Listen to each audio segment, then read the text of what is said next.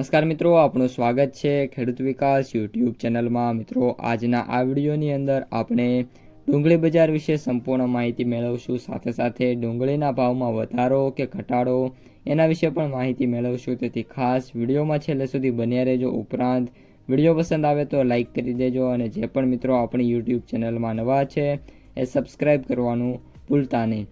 સૌપ્રથમ મિત્રો વાત કરીએ તો ડુંગળીની બજારમાં ભાવ મજબૂત રહ્યા હતા અને ખાસ કોઈ મૂવમેન્ટ નહોતી। બજારમાં આગામી દિવસોમાં વેચવાલી કેવી આવે છે એના ઉપર બજારનો મિત્રો આધાર રહેલો છે।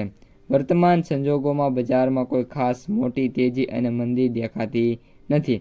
આગળ નવી ડુંગળીની આવક કેટલી માત્રામાં વધે છે અને ગ્રાહકી કેવી રહે છે એના ઉપર મોટો આધાર રહેલો છે।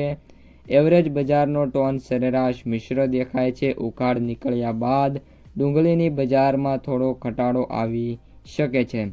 ગોંડલમાં ડુંગળીની વાત કરીએ તો 12,000 કટ્ટાની આવક સામે ભાવ લાલ ડુંગળીના 71 રૂપિયાથી લઈને 336 રૂપિયા। રાજકોટમાં વાત કરીએ તો 2,000 કટ્ટાની આવક સામે ભાવ 50થી લઈને 270 રૂપિયા સુધીના જોવા મળી રહ્યા હતા। મહુવામાં લાલ ડુંગળીની વાત કરીએ તો 2500 કટ્ટાની આવક હતી અને ભાવ 82થી લઈને 261 રૂપિયાના જોવા મળી રહ્યા હતા। આ ઉપરાંત મહુવા મંડી હવે 2 થી 3 દિવસ બંધ રહેતી હોવાથી આગામી સપ્તાહે મિત્રો આવક વધે એવી ધારણા છે। સફેદમાં મિત્રો વાત કરીએ તો 114 કટ્ટાની આવક હતી અને જે ભાવ છે એ 91 રૂપિયાથી લઈને 122 રૂપિયા સુધીના જોવા મળી રહ્યા હતા। નાસિકમાં મિત્રો ઉનહાલ કાંદાની 3500 ક્વિન્ટલની આવક હતી અને જે ભાવ છે એ 400થી લઈને 1600 રૂપિયાના અને એવરેજ ભાવ 1400 રૂપિયા મિત્રો ક્વોટ થતા જોવા મળી રહ્યા હતા।